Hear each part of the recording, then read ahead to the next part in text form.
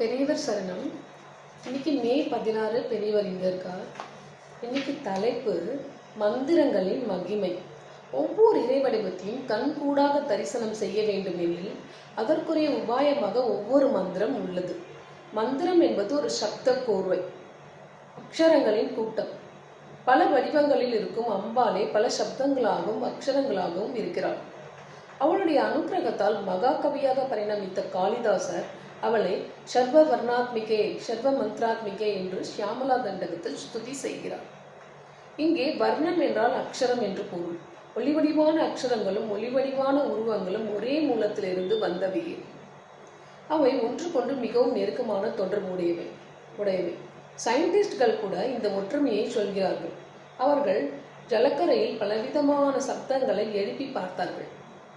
அப்பொழுது அவற்றின் அதிர்வுகளை, அதாவது வைப்ரேஷனை பொறுத்து நீரின் மேல் மிதக்கும் லேசான துகள்கள் வெவ்வேறு உருவங்களாக அமைந்தன. உருவம் கொடுக்கும் ஆற்றல் சப்தத்துக்கு உண்டு என்பது இதன் மூலம் தெரிகிறது. பெரியவர் சரணம். தேங்க்யூ.